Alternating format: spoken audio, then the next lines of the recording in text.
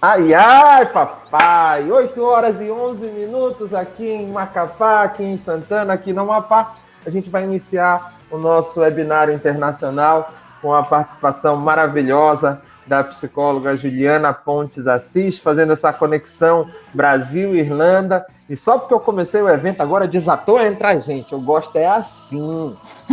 Gente, para vocês que chegaram agora, sejam todos muito bem-vindos. Tá?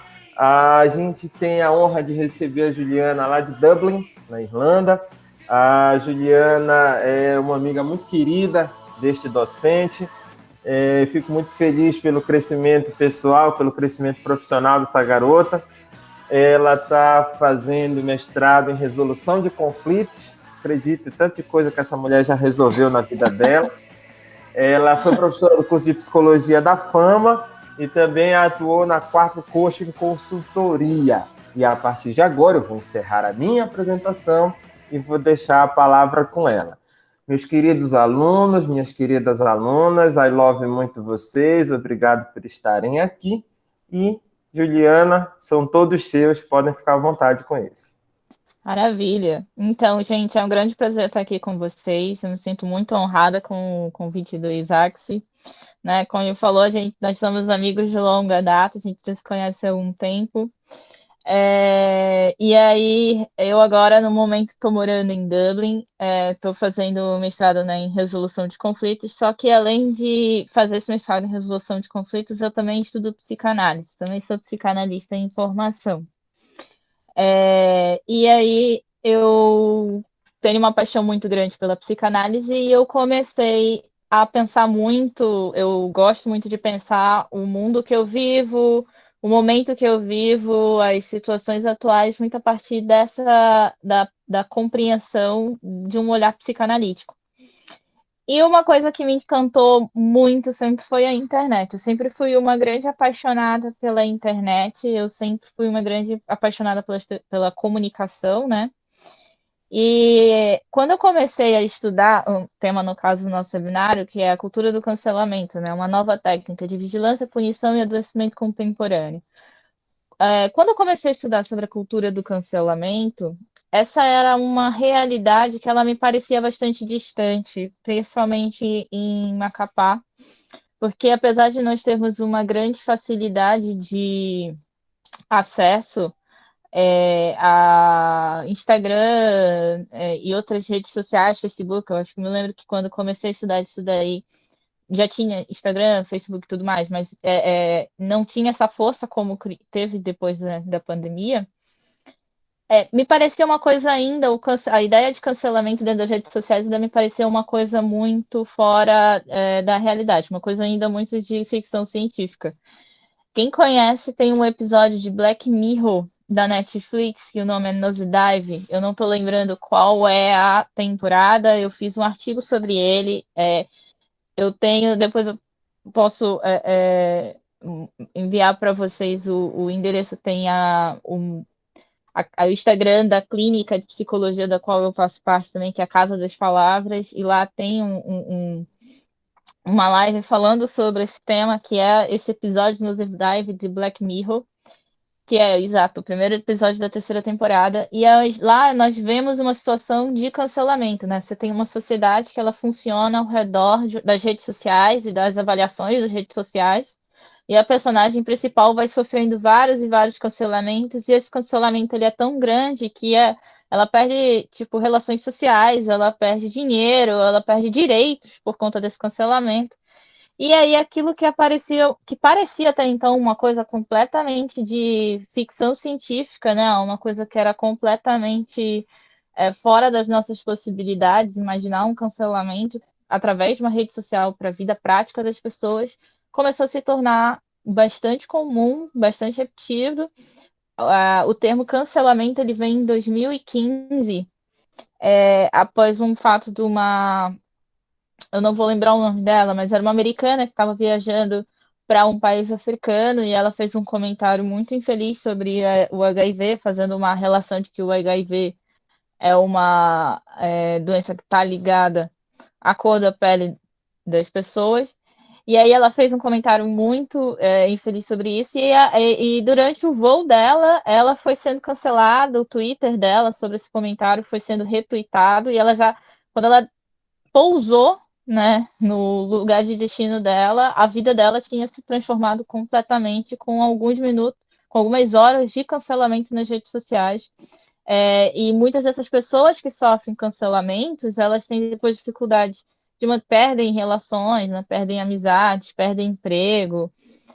Se você for fazer uma pesquisa sobre pessoas comuns que foram canceladas, você vai encontrar várias situações em que esse tipo de comportamento dentro do meio virtual invadiu mesmo a nossa vida prática, né? Invadiu mesmo, tem consequências práticas, tem consequência dentro da nossa vida. E em 2015, aquilo que parecia mais pura ficção, em 2021, com o advento da pandemia, né, e a internet sendo o nosso principal meio de comunicação, né, para fazer faculdade, para estudar, para conversar com os amigos, para você fazer uma festa em casa. Teve uma época que a gente estava direto vendo, assistindo as lives, né? Você não podia ir para festa, você não podia ir para show, a sua única opção era assistir as lives.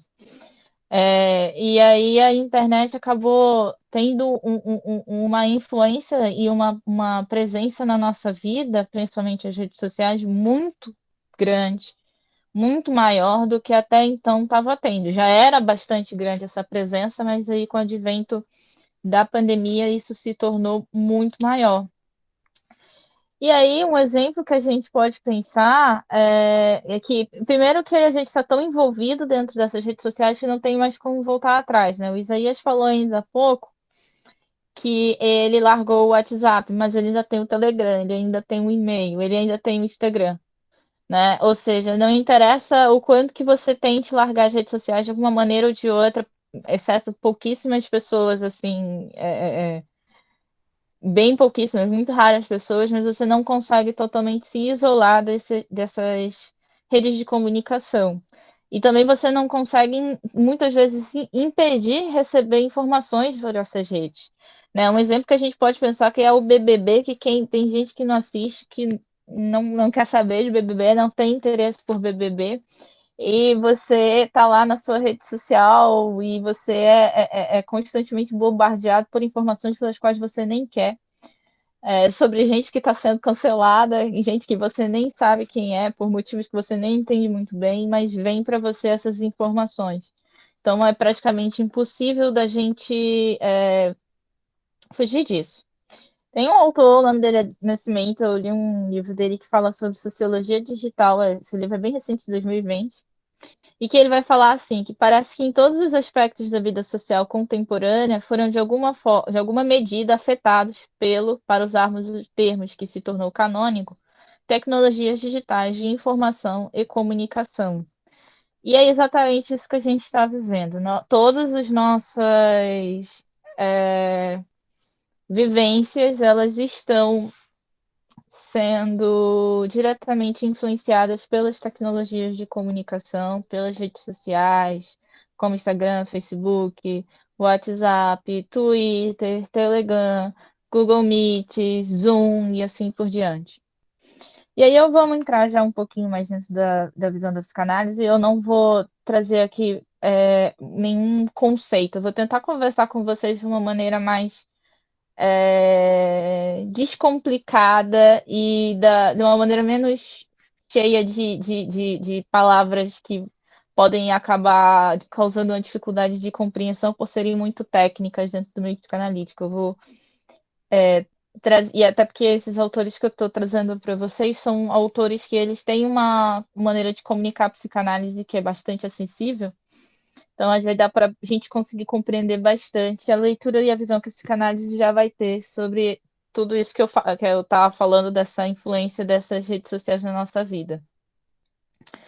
Então, tem uma psicanalista, se vocês puderem acompanhar no YouTube, tem dois psicanalistas que eles são maravilhosos. Tem a Maria Homem e tem o Christian Dunker. E eles têm vários vídeos que eles vão falar muito sobre o nosso momento atual, que eles vão falar sobre a pandemia, que eles vão falar sobre as redes sociais, a nossa relação com as redes sociais, e eles têm vários vídeos que eles falam sobre a cultura do cancelamento. E aí eles vão apresentar a ideia de que o cancelamento ele é uma fantasia de que eu posso controlar o mundo de acordo com os meus desejos. É uma forma de defesa psíquica arcaica, né, do eu, que ele chega a ser um mecanismo psicotizante. O que é um mecanismo psicotizante? É um mecanismo que ele cancela a realidade, construindo outro discurso que ele está mais de acordo com aquilo que está do meu desejo. Então, o que acontece? Eu tento cancelar uma realidade e criar uma nova realidade. Então, por exemplo, eu cancelo um discurso homofóbico na internet e aí eu crio a realidade de que eu estou diminuindo a homofobia cancelando aquele discurso, de que eu estou resolvendo a causa ali naquele cancelamento. Quando o trabalho ele vai ser muito mais profundo, muito mais difícil, muito mais longo, o diálogo vai ser imprescindível para que realmente algo se modifique. E isso fala muito, esses dois psicanalistas vão trazer essa visão de que isso fala muito de uma desistência, de uma forma de você dizer que você não acredita mais no debate com o outro, você não acredita mais no debate público, você não acredita mais na proposta da democracia, de que é possível a gente conseguir ouvir o outro, de que é possível a gente conseguir trocar ideias, de que é possível a gente conseguir conviver, apesar das diferenças. E aí, quando eu vejo muito desses discursos dos quais eu não concordo, e aí venho com essa tentativa de cancelar, eu tento criar para mim uma ideia de que ali naquele meio virtual eu estou tendo algum controle sobre a realidade. Ali eu consigo resolver as coisas, mas não é bem assim. E a pandemia, ela por ser um evento traumático, ela também é um evento coletivo e que ele vai provocar reações. Nós só podemos compreender um trauma depois que ele passa. Então, a gente ainda está vivenciando o trauma dessa pandemia, né? Nós ainda estamos na pandemia e ainda vamos lidar com as consequências dela. Então, no momento, está todo mundo completamente perdido. A gente só pode realmente entender, nós só vamos realmente ter entendimento do que foi que aconteceu, do que significou a pandemia, das consequências da pandemia, de como é que foi vivenciar isso e tudo mais, depois que tudo isso passou. Então, enquanto que a gente está no meio disso, nós tentamos encontrar formas de sobrevivência psíquica. E o inconsciente tem a potência tanto de desenvolver mecanismos criativos e mais inteligentes, né? Inclusive com relação ao uso das redes sociais, mas também nós temos essa capacidade de criar um discurso paralelo, porque nessa dificuldade de eu lidar com o outro, eu tento criar um discurso paralelo que meio que eu tento tirar, eu tô tentando apagar esse outro que me incomoda tanto. Até porque a pandemia ela nos obrigou a suportar uns aos outros a um nível muito mais próximo, mesmo sendo por redes sociais, a gente está muito mais dentro da vida das pessoas do que a gente costumava estar antes, né? Hoje em dia, por exemplo, você tem informações dos seus parentes que há um tempo atrás você não costumava ter, porque você não acompanhava, tipo, tanto os seus parentes quanto você acompanha hoje. Hoje você sabe tudo que os seus parentes estão comendo, por exemplo, que as redes sociais o tempo todo estão oferecendo para vocês informações, e durante a pandemia o único jeito de entrar em contato com as pessoas é através das redes sociais e você vai, né, tendo esse contato. E nesse processo da gente ir criando, né, mecanismos para lidar com a pandemia e tudo mais, né, o Freud tem um livro que ele fala que é o Psicologia das Massas e Análise do Eu, de 1921. Todos os livros que eu venho falando aqui para vocês são livros que foram escritos bem recentes, 2020. Esse daqui, que é do Freud, que é a Psicologia de Massas e Análise do Eu, que ele é de 1921, ou seja, 100 anos atrás, ele fala tão bem do momento atual que às vezes às vezes eu tenho muita impressão de que eu acho que o Freud iria estar produzindo muito, se ele estivesse vivendo esse momento que nós estamos aqui, vivenciando com essa pandemia e com esse advento dessa tecnologia das redes sociais na nossa vida. Nesse livro, Freud ele vai enfatizar que, primeiro, toda psicologia ela é individual. Ela não é. Encontrei isso na internet. Só um momentinho. Acontece nas melhores. A Siri aqui tá conversando comigo do nada, não sei porquê. Aí é outro episódio de Black Mirror para fazer menção. Tá vendo? Tá vendo? Nem chamei ela e ela já se fez apresentar para você ver o quanto que a tecnologia ela tá praticamente onisciente na nossa vida. Eu sequer chamei ela, não posso falar o nome dela, senão não vai aparecer de novo. E ela já aparece, né, aqui se apresentando para mim. Então, toda tecnologia, ela é antes de... desculpa, gente. Toda psicologia, ela é antes individual, ela é antes de mais nada social. Então, o nosso sofrimento individual, ele também fala muito do nosso sofrimento coletivo, e o nosso sofrimento coletivo vai falar muito do nosso sofrimento individual. Por quê? Porque não existe o individual e não existe o coletivo. Né? Nós fazemos partes e somos o coletivo, e dentro desse coletivo nós somos um sujeito. Então, não existe uma psicologia individual. Então, quando eu estou trazendo essa temática para vocês, tudo que eu estou trazendo aqui, falando nesse viés coletivo, eu também estou falando do sofrimento do sujeito, né, individual. E aí ele vai falar o quê? Pois toda psicologia é, antes de mais nada, social, pois cada um é o resultado de uma interação com o outro. O outro é, via de regra, considerado enquanto modelo, objeto, auxiliar, líder e adversário. Então, o outro é extremamente importante para a minha constituição psíquica, para a minha própria compreensão e existência, pela minha própria ideia de existência psíquica, eu preciso do outro. Então, o Freud ele vai apresentar um conceito que é o conceito de libido, que, explicando de uma forma bem simples, são os impulsos sexuais que eles são traduzidos em amor, né? Em amor que eu estou falando realmente num conceito amor geral, esse amor que liga você ao outro ser humano, que liga você ao próximo, que liga você à sua família, que liga você aos amigos, à comunidade, ao casal e assim por diante. E que é esse amor que ele vai construir a teia social. E essa libido, que é a cola da massa, né, a cola do coletivo,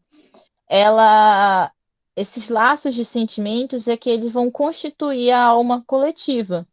Então a gente sofre coletivamente, a gente adoece coletivamente. Então, por exemplo, a maneira como a sociedade lida com as redes sociais, a maneira como a sociedade vai lidar com a pandemia, como um grupo, ele vai falar a maneira como os indivíduos também vão sofrer com ela.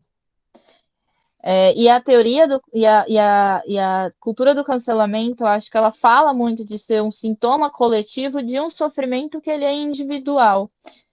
Os sujeitos eles estão vivenciando um sofrimento dentro de suas casas, ou até fora delas, porque tem muita gente que não teve essa opção de poder fazer um lockdown, né?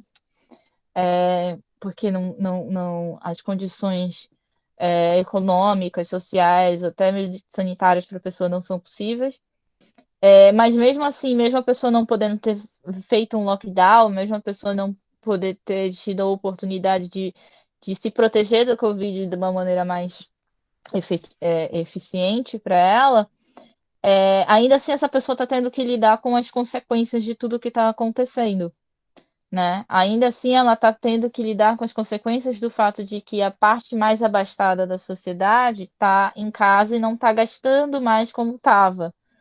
Né? Não está tendo que essa crise do Covid causou uma crise econômica muito grande no mundo inteiro, sem precedentes.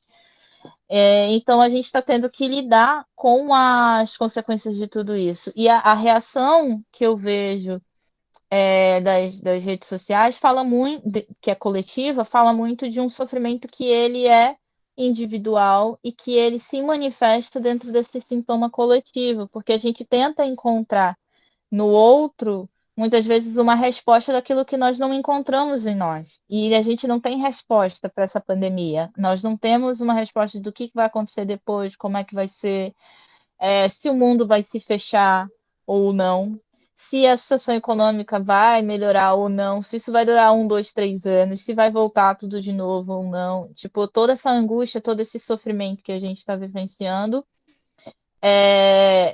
acaba por fazer com que a gente tente procurar formas de criar na nossa mente uma realidade de que a gente tem poder sobre a realidade, quando na verdade nós somos totalmente, estamos totalmente à mercê da realidade. Aí o Freud, ele vai falar, por exemplo, ele vai usar nesse trabalho dele sobre psicologia de massas, que vai falar sobre dois grupos, que é a igreja e o exército. O que tem a igreja e o exército? São duas instituições artificiais onde os indivíduos estão juntos pelo amor. Pelo amor a quem? Geralmente é um líder supremo. E aí, esse líder supremo dentro do exército, você tem os generais, você tem a ideia de pátria, de presidente, não sei o quê, né? Você tem toda aquela estrutura de hierarquia que vai funcionar para fazer a cola do exército, que vai colar os indivíduos uns aos outros, né? Então, você tem o líder que ele cola. E a mesma coisa você tem com a igreja, né? Na igreja você supõe que Deus ama todos igual, de que Deus me ama, ama você, e assim por diante, e aí e isso cola todos nós em relação ao amor desse líder. E aí, quando vem a ideia da possibilidade da perda desse amor, essa massa, esse grupo se desintegra. E aí a gente vê a ascensão do pânico.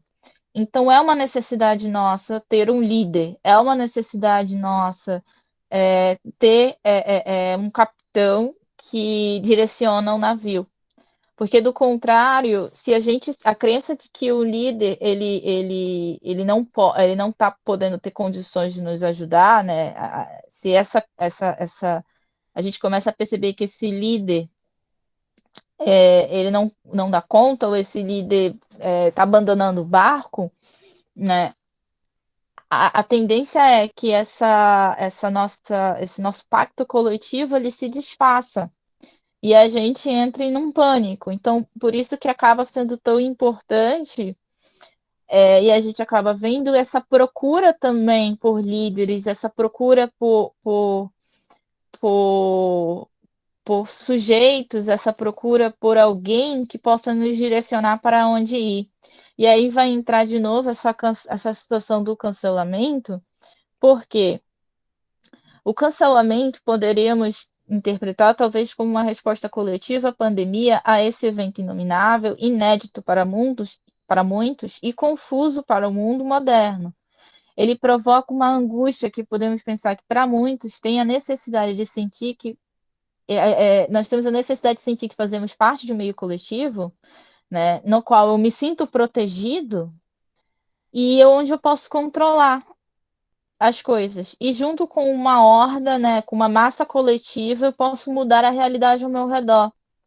Né? E aí também a gente não pode esquecer por que a cultura do cancelamento vai ser uma cultura do cancelamento? Porque nós temos vários sujeitos participando dela.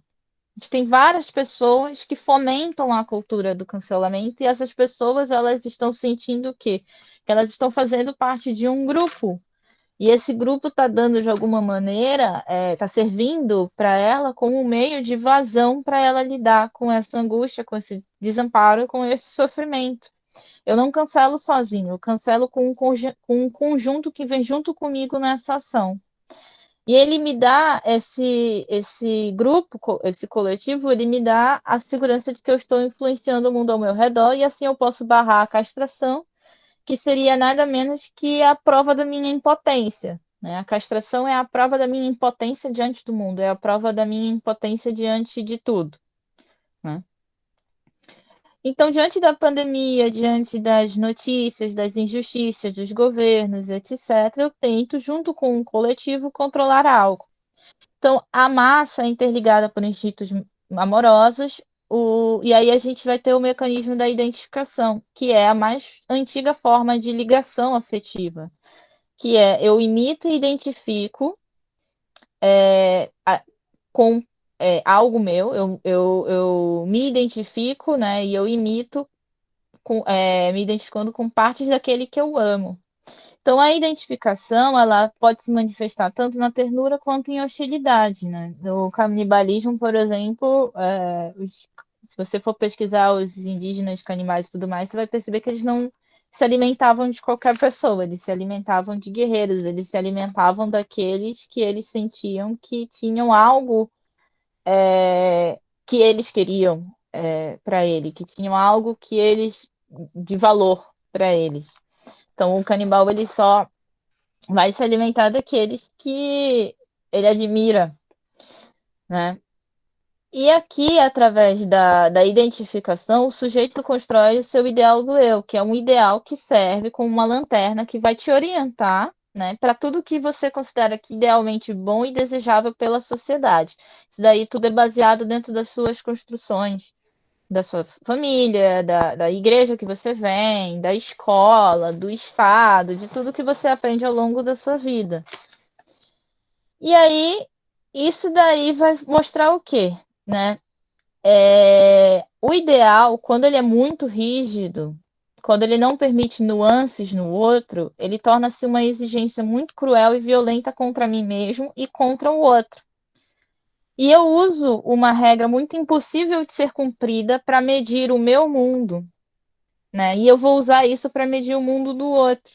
E o que nos leva novamente ao cancelamento do outro. Então, olha só, como vocês podem ver, a cultura do cancelamento, ela fala muito mais da nossa psicologia individual e coletiva do que apenas e exclusivamente, né, de uma reação a um evento da realidade.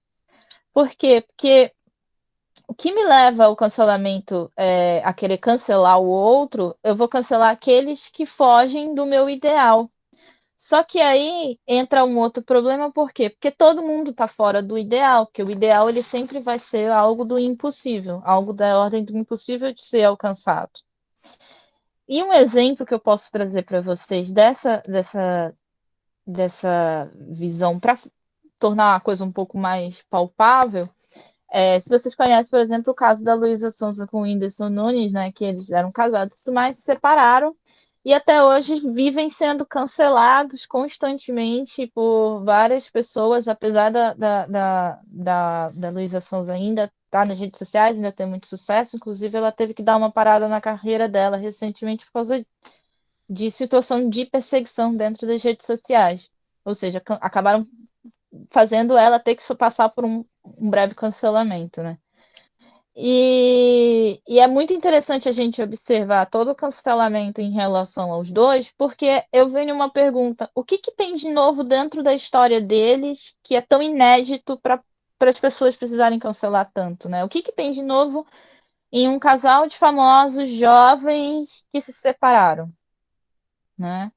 O que tem de diferente dentro da história individual de cada um, né? Será que ninguém nunca conheceu pessoas que se separaram?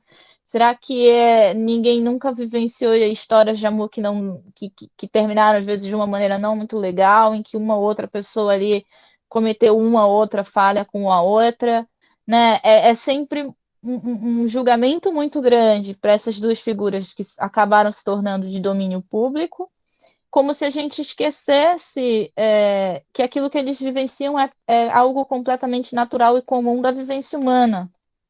Mas ainda assim, a necessidade de eu tentar moldar e encontrar justiça, uma ideia, aí voltando, né, uma ideia meio de justiça, de tentar consertar ali a injustiça que eu acho que aconteceu dentro do casamento ou da separação dos dois. E uma tentativa de eu tentar encontrar ali uma justiça e limpar o mundo de tudo que está errado, eu vou lá e persigo e cancelo essa pessoa dentro da rede social, né? Até porque eu estou também esquecendo que eu estou lidando com um sujeito real, né? Quando a gente fala em redes sociais virtuais, e aí eu falo que a gente tenta criar uma realidade que não é condizente com a realidade, né? A gente tenta inventar uma outra realidade dentro desse mundo virtual. Isso não quer dizer que as pessoas atingidas por essa tentativa não sejam tão reais. Então, todo esse cancelamento em cima desse ex-casal famoso, por exemplo, é uma tentativa das pessoas de tentarem construir um mundo que elas possam controlar, só que a consequência disso tudo está em cima de pessoas reais, né? Pessoas que realmente sofrem, pessoas que realmente passam por um mal-estar quando elas têm que lidar com esses cancelamentos. E aí a gente tem uma outra situação, que é que no século XXI, de 2020 para em diante também, as visualizações da internet para muita gente se tornou também o seu meio de sobrevivência. E aí o sujeito fica à mercê da identificação que a massa tem com ele, né? Que o coletivo vai ter com ele. Ou seja, o coletivo ele tem um controle sobre o meu meio de sobrevivência, eu como influencer, né? Porque ele tem o controle das visualizações e eu preciso que ele me visualize para que eu capitalize na minha rede social. E ao mesmo tempo é muito fácil perder essas visualizações, já que esse amor ele é extremamente ambivalente, ele é sempre muito imprevisível e volúvel, né? Ou seja, e aí voltando novamente, por exemplo, lá que estava fazendo o Whindersson Nunes e da Luísa Sonza. Eles são extremamente amados, muito ricos, muito famosos e ganham muito dinheiro por receberem muito esse amor do coletivo, mas ao mesmo tempo eles têm que pagar um preço, porque o amor que chega a gente é sempre ambivalente. Então, ao mesmo tempo que eles recebem muito amor, muita gente que admira, muita gente que gosta, muita gente que paga de alguma maneira pelo sucesso deles, eles também vão ter muita gente que vai pagar com o ódio, que vai pagar com a raiva, porque a identificação ela pode ser feita tanto dentro da ternura quanto dentro do ódio, dentro da violência. E aí a gente acaba sendo que o que a gente está encontrando é que através das redes sociais nós estamos sendo vigiados e estamos vigiando e punidos e preocupados em não ser punidos. Todo mundo aí, eu tenho certeza, que tem medo de virar meme, tem medo de virar viral, de ver um vídeo seu. Tem gente que quer muito isso, mas assim, você quer se vier com resultado positivo, mas quando você virar viral de uma coisa que você não queria que virasse viral, já a situação é bem diferente. Né? E isso não é mais uma coisa que é o medo das pessoas que são famosas, isso é o medo de nós, né? De nós, pessoas comuns, temos medo de virarmos viral na internet e perdemos controle da nossa própria imagem, da própria imagem que a gente tem, e de repente, nos vermos conhecidos por milhões de pessoas e estarmos com a nossa imagem sob o poder de milhões de pessoas das quais a gente não faz ideia de quem sejam. Só que assim, gente, eu não estou fazendo um alerta sobre os riscos em relação às redes sociais, porque primeiro que essa ideia do cancelamento, essa exclusão social, né, se a gente for pensar realmente cancelamento e exclusão social, a gente vai entender que a sociedade sempre produziu cancelados, sempre teve pessoas que foram canceladas. Então, o que a gente vê, na verdade, não é um real cancelamento em si, é uma perseguição, né, dentro da internet contra certas pessoas e certos grupos que têm a infelicidade de cair, né, no mau gosto da internet, né, da galera na internet. E, e o que eu consigo ver dentro dessa situação de cancelamento é que a pandemia ela parece ter nos deixado cansados para o diálogo. Nós perdemos as certezas sobre o mundo e isso nos leva à necessidade da gente se iludir com a realidade e a gente acreditar que lá nós podemos mudar o mundo. Mas a verdade é que apenas estamos dando informações para os logaritmos entenderem quais são os tipos de anúncio que são mais interessantes para a gente. Porque quando você cancela demais e você começa a ter muita gente que só pensa igual a você, os logaritmos só vão mostrar um mundo dentro dessa internet que é só o mundo que você conhece. E muitas vezes vai te colocar para longe de perceber certas nuances desse mundo que seriam muito importantes para você enxergar. E aí eu acho que até a gente pode pensar um pouco aquela coisa, isso é a coisa do mimimi, né? o mimimi, ele é sempre para aquilo que eu não fala muito do que eu não tô a fim de ouvir. Ele fala muito do que eu não tô a fim de escutar, do que eu não tô a fim de discutir, do que eu não tô a fim de pensar, né? Muitas vezes por quê? Porque quando eu tiver que parar para pensar o outro, e tiver que rever as minhas atitudes, e tiver que rever o que eu penso, eu vou ter que me reescrever, eu vou ter que me repensar. E isso tudo para mim é muito cansativo, né? Eu estou no meio de uma pandemia, eu estou no meio de uma incerteza econômica, de uma incerteza política, eu não sei mais o que é certo, o que é errado, está tudo mudando muito. E aí vamos cancelar, porque está muito cansativo entrar em toda essa discussão. E o mundo, só que o que acontece? O mundo ele vai continuar o mesmo para os progressistas e vai continuar mudando sem parar para os conservadores.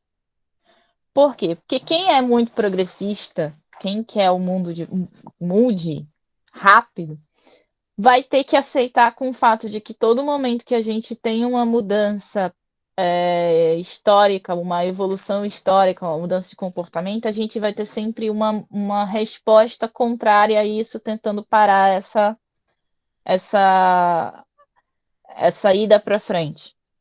Então, é impossível você querer um progresso sem que nesse processo você entre em debate, você entre em conflito, você tenha que fazer uma negociação.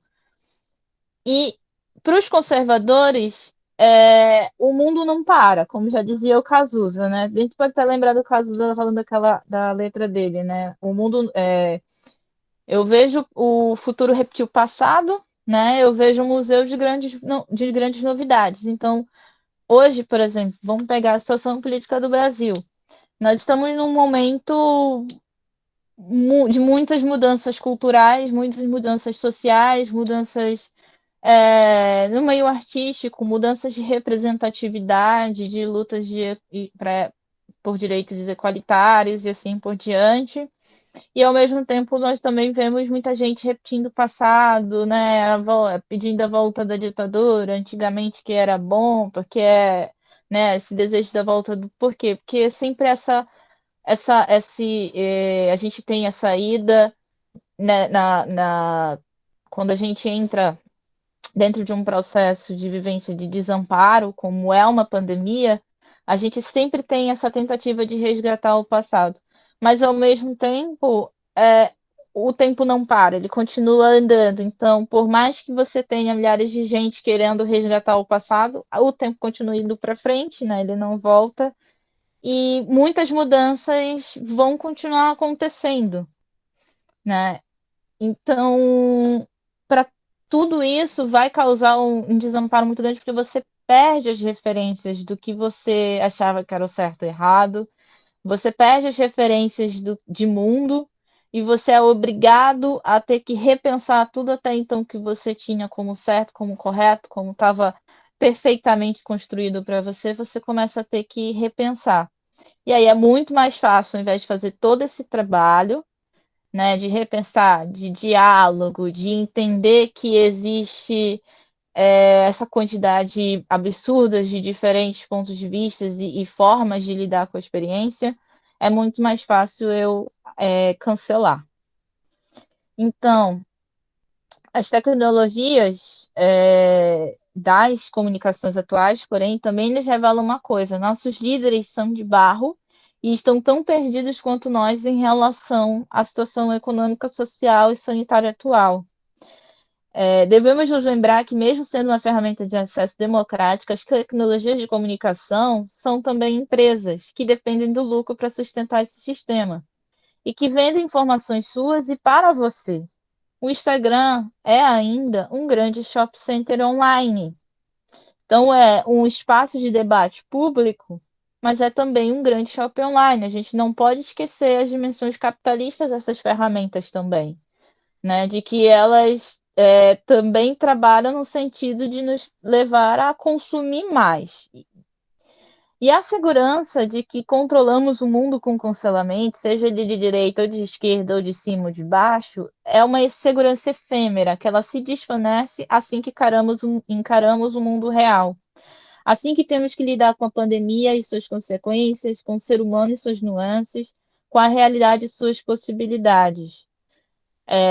Então, eu cancelo aquele ali porque, esse teu papo é muito mimimi, isso daí tá me enchendo o saco, não aguento esse mimimi aí.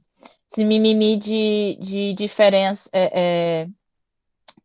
de de que existe desigualdade no Brasil, de que a desigualdade no Brasil é muito grande e tudo mais, esse mimimi aí não me interessa, daí é encheção de saco. Isso, eu dizer que esse mimimi não me interessa, não muda o fato de que o Brasil continua sendo um país com uma enorme desigualdade e que tem gente que tem muito até demais e tem gente que não tem nada, né? Ou seja, o meu posicionamento da internet não muda a minha realidade. E como podemos pensar em como sair dessa repetição, né? Como sair dessa cultura? Bom, primeiro a gente tem que pensar que nós temos mecanismos psíquicos melhores para isso. E que estamos aqui discutindo, está pensando talvez, para alguns começarem a se questionar, de que nós temos uma ferramenta democrática que a gente nunca teve tanto acesso à informação e tanto acesso ao conhecimento como nós estamos tendo hoje, né? Voltando novamente para o nascimento do livro dele, Sociologia Digital, ele fala que nós estamos diante de novas formas de nos localizarmos no espaço. Hoje em dia, você com o Google Maps, você consegue viajar a qualquer lugar do mundo, você consegue se encontrar. De ler livros, de escutar músicas, né? De nos relacionarmos, de buscar informações, ou seja, você tem o Google para procurar qualquer informação, você tem o Tinder, o Instagram, o Facebook para você entrar em contato com várias pessoas que lhe são caras, que lhe são importantes, você tem plataformas de streaming para você ouvir música, para você assistir filme, nós temos muito acesso à informação. E isso talvez possa ser algo que a gente está deixando passar. Nós estamos talvez muito preocupados em falar, em cancelar, em dizer que está todo mundo falando besteira e muito pouco interessados em de repente absorver mais do conhecimento que essa ferramenta que é a internet, né, e as redes sociais estão podendo nos oferecer.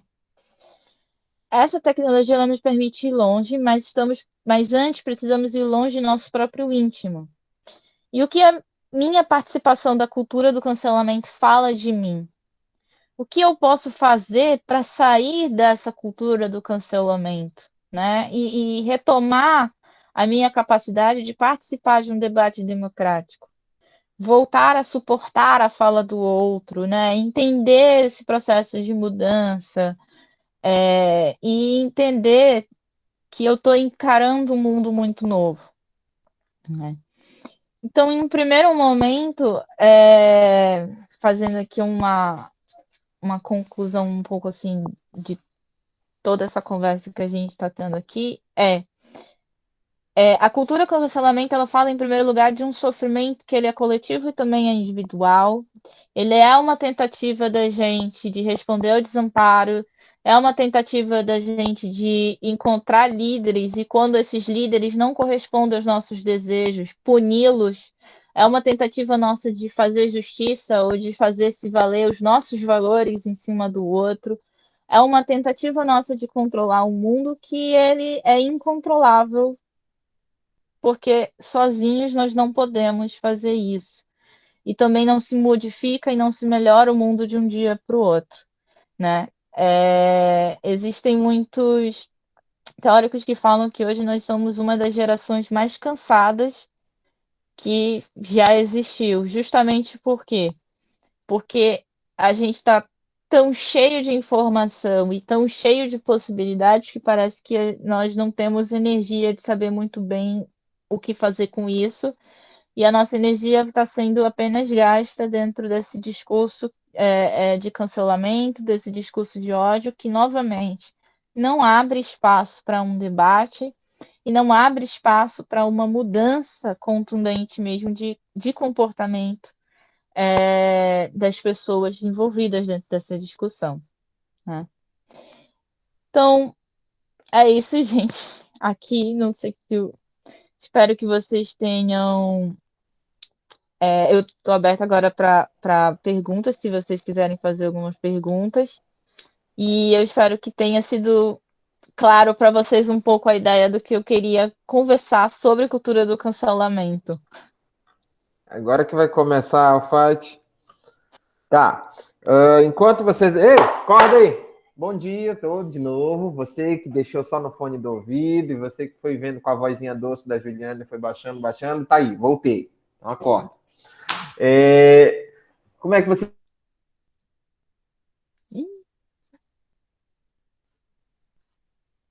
Só fez Karina, acordar, Dina. gente. Voltou agora. Voltou. Camila, Kelly, Simone Lima, de Yennefer, Suelen, Keila, Joelson, Lana Alice, Leda, Antônio Marcos, Carolina Alfaia, Cristiane, Karine e Caio. Tá todo mundo bem aí? Pode ser no chat, pode ser por voz, eu deixo vocês falarem dos dois jeitos. Oi, professor, tô muito triste. Estou aqui, professor, estou presente, estou ouvindo. Diz um professor da Unifap que ele disse que a gente aprendeu a ser pai de santo em sessão espírita quando a gente está dando aula remota, porque a gente vê umas fotos aqui e a gente pensa que a gente está se conectando com eles assim, para ver se a gente consegue chegar na mente deles. Então, a gente está em andamento essa tecnologia. Eu achei muito bacana isso quando ele falou, que ele disse que ele se sente numa sessão espírita quando ele está dando aula. Olha só, eu vou iniciar os trabalhos, então, é o tempo que vocês pensam aí no que vocês vão falar, tá? Ju, eu não sei se você está acompanhando, aqui no Brasil aconteceu uma coisa muito bizarra nesses últimos dias com um menininho de 11 anos na escola pública de Campinas. Tem? Guarda aí, Tom, eu vou só... Antes de tu iniciar, porque acho que tu vai entrar em outro tema, hein? Eu queria voltar para as coisas que ela falou lá. Então vai, eu vou parar. Tem uma teoria sobre a mente humana que ela não muda. Que ela citou aí um livro de Darwin, do Freud, há 1900 bolinha aí, sobre que está muito atual o tema do livro antigo lá, sobre o que está acontecendo agora. E ela falou sobre progressistas e conservadores, que os conservadores tentam todo o tempo voltar ao passado e os progressistas tentam mudar as coisas, né, sei lá. E ela citou o livro lá, que está muito atual também para a data de hoje. Aí eu queria saber assim, sobre a mente humana, que eu tenho essa teoria que não muda. Por mais que a gente absorva mais conhecimento hoje em dia que antigamente, mas tipo, a mente continua a mesma e os problemas são sempre os mesmos da mente humana. Sobre isso, sim. Tá. Então, Tom, quando não é que não muda, é porque assim, o que acontece? O Freud, quando ele apresenta a teoria dele da visão da psicanálise, a teoria sobre o inconsciente, ele explica como é que o inconsciente ele se estrutura. E aí, desse processo em que o inconsciente se estrutura, o eu se estrutura, nós temos os mecanismos de funcionamento. E esses mecanismos de funcionamento, eles têm a tendência a se repetirem. Por exemplo, os mecanismos de funcionamento que eu tenho são parecidos com mecanismos de funcionamento que você tem, né? Que qualquer outro ser humano tem, porque são formas de como a mente humana ela se constrói e se estrutura, né? Para que a gente possa ter vida psíquica. E aí, o que acontece? Quando você lê o Freud, você percebe o quê? Que muitas das discussões que ele fazia lá em 1900... tem um livro dele que eu não tô lembrando o ano, mas é um textinho dele muito pequeno que ele fala sobre moral sexual civilizada, que, por exemplo, ele vai falar da dificuldade que as pessoas têm de discutir sobre a sexualidade, principalmente quando a gente vai falar sobre a sexualidade infantil e tudo mais, e é um tema extremamente importante ser discutido pelos médicos, na época o Freud não falava de psicólogos, mas pelos médicos, educadores e psicólogos e tudo mais, e que a sociedade tem uma enorme dificuldade de falar sobre. E vejam bem, hoje 100 anos depois, nós temos uma tremenda dificuldade de conseguir implementar a educação sexual dentro das escolas, com o meio, e isso a gente está falando de implementação de educação sexual nas escolas feitas por profissionais, por médicos, né, por pedagogos, por gente que é dedicado ao estudo, ao trabalho, né, do cuidado com o desenvolvimento infantil, e mesmo assim, com todo esse conhecimento dos profissionais, a gente tem uma tremenda dificuldade. Por quê? Porque, do ponto de vista emocional, a gente nunca é realmente. Nós nunca somos modernos. Do ponto de vista emocional, a maneira como a gente lida com as questões, ela é muito mais. Ela fala muito mais de quando essas questões elas lidam com questões íntimas minhas. Então, por exemplo, assim como há 100 anos atrás a sexualidade infantil era vista como um grande tabu, tanto é que o Freud ele foi cancelado na época dele, inclusive, né, por um tempo. Por ele falar e trazer essa questão da sexualidade, por exemplo, infantil, por que vai ter tanta dificuldade de falar sobre isso? Porque os adultos têm dificuldade de falar da sua própria sexualidade infantil, da sua própria infância, né? Então, quando a gente fala assim, não é que não muda, porque apesar de toda essa dificuldade, apesar de todas essas repetições, né, que a gente fala, né, o psiquismo ele repete muito, ele repete, também a gente encontra a saída criativa. Então, por exemplo, eu tenho ainda eu estou falando agora de cultura do cancelamento para vocês. E aí eu estou trazendo essa questão de que a gente está vivendo nessa cultura do cancelamento, um desamparo, e esse desamparo é algo que o Freud viu no livro dele em 1921. Eu também estou falando de que a gente está trazendo umas novas possibilidades de funcionamento. Então a repetição da história, ela repete, nós repetimos, até que a gente encontra uma saída criativa para aquilo. Então é mais ou menos essa visão, né, que a gente tem que pensar quando a gente fala de que não é que não muda, de que sempre vai ser daquela forma, mas é que existem milhões de formas de ser, né? Existem milhões de formas que a gente pode pegar esses mecanismos e reconstruir eles. Porque senão, se a gente fosse pensar que não muda, nós ainda estaríamos vivendo exatamente igual a 100 anos atrás. E não, de 100 anos atrás para cá, a gente já mudou muita coisa, né? Mas a gente tem essas repetições e a repetição ela também é uma forma de ajudar a gente a encontrar uma saída criativa, né? Então, espero que eu tenha respondido a questão. Respondeu, meu filho? Sim, respondeu. Outra é a religião e essa busca por líderes que você falou influencia muito. Viu? A busca por líder ela é algo natural do ser humano. É difícil você. A gente não. É uma pergunta que eu acho que a ciência nunca vai conseguir responder. A gente acredita em Deus porque é uma necessidade do ser humano, né? Ou porque Deus estava aí e a gente acredita. É uma questão que eu acho que nunca vai, talvez a gente consiga responder, porque é uma necessidade nossa a busca por líderes. Não era à toa que antes nós tínhamos os reis. Aí passaram-se os reis, no Brasil, por exemplo, tinha os coronéis. Aí depois vieram os políticos. E a gente continua procurando os messias e messias para que eles consigam nos dizer e nos ajudar no nosso desamparo, né? Então, só que é aí que entra a grande questão, né? Todo líder também é um ser humano, e como todo ser humano também nunca vai corresponder totalmente aos ideais, né? E aí, novamente, por isso que a massa, quando a gente baseia a nossa luta ou as nossas vivências única e exclusivamente em um líder, é muito maior a probabilidade de que, num erro daquele líder, a gente perca essa coesão dentro desse grupo, né? Dentro dessa coletividade. E é um pouco que a gente vê, por exemplo, no Brasil, uma certa denegação, uma certa negação da realidade numa tentativa de manter o líder ainda como esse ser perfeito, ainda como esse ser que corresponde ao ideal, ainda como esse ser fora de falhas.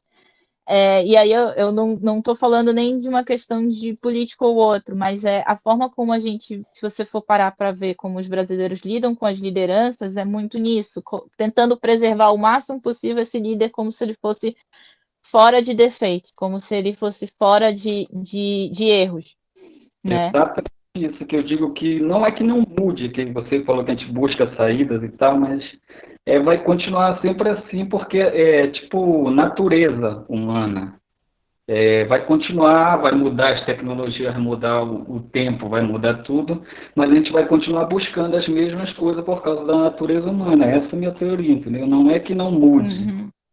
Tipo isso, a natureza humana, ela nos obriga a fazer sempre as mesmas coisas.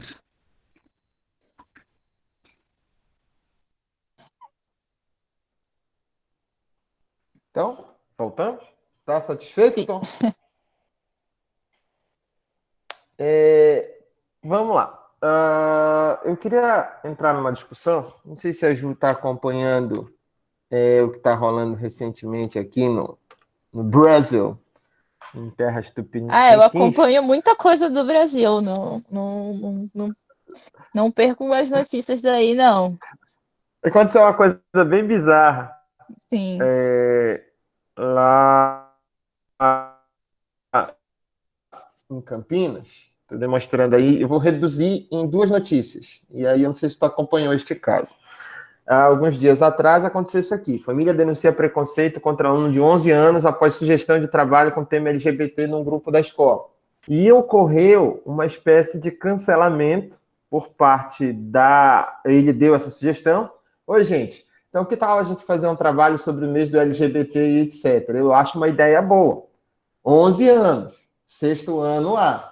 E ele deu essa sugestão sem malícia, ele deu essa sugestão na inocência, considerando a visibilidade do tema, a importância do tema, e ele viu isso acontecendo nas mídias que ele tem acesso e jogou. E aí começou a receber retaliação da mãe de um outro colega. Boa noite, sou mãe de aluno e essa mensagem acima é um absurdo. Aí depois a diretora. Quem é você? Por favor, retire o seu comentário. Por favor, muito obrigado. E, dentre outras mensagens, o grupo foi trancado. Quando a irmã chegou em casa, ele estava chorando. E aí continuou. Os pais serão avisados. Tira essa pessoa do grupo. Cada coisa que temos que ver. Às vezes é algum aluno, concordo que foi totalmente inapropriado, mas é questão de se orientar. E o grupo trancado, justamente porque essa coisa pegou uma proporção muito grande. Quando a responsável desse menino chegou, ela chegou com ele chorando no telefone, que ele estava em ligação com alguém que se identificou como uma coordenadora da escola e disse que se ele não apagasse a mensagem, ela ia tirar ele do grupo. Justamente nesse momento de aula online, onde o grupo e as relações estabelecidas nesse grupo eram feitas por meio dessa plataforma, para além do cancelamento, a gente entrou na seara da subtração de direitos, dele ser removido do grupo onde as atividades eram feitas. E aí, olha que interessante, depois que aconteceu esse fato, teve repercussão nacional, foi para o Facebook, e aí o Estado se posicionou através do Programa de Melhoria e Convivência Escolar, os psicólogos da SEDU que foram deslocados até a escola. Isso causou uma comoção muito grande.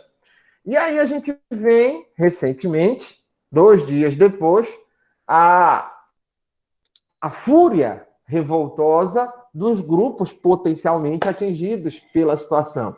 E começaram a colar cartazes de protestos na escola. Aceita ou respeita. E aí eles colocaram em todo o entorno e na fachada da escola mensagens relativas ao caso em comento.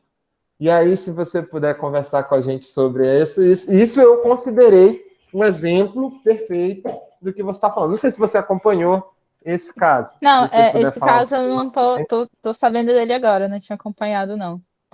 Eu acho que tem uma coisa interessante aí, a criança de 11 anos recorreu à escola, né? Por que a criança de 11 anos recorreu com esse tema para a escola? Porque a escola é espaço de debater isso. A escola é o espaço que ele tem como referência sobre debater o mundo. Ele se sente seguro de poder trazer um tema e debater esse tema com os professores, com os colegas. E ele precisa debater esses temas, porque a gente só consegue entender o mundo a partir do momento que a gente fala sobre isso, que a gente pergunta sobre isso, que a gente se pensa dentro disso.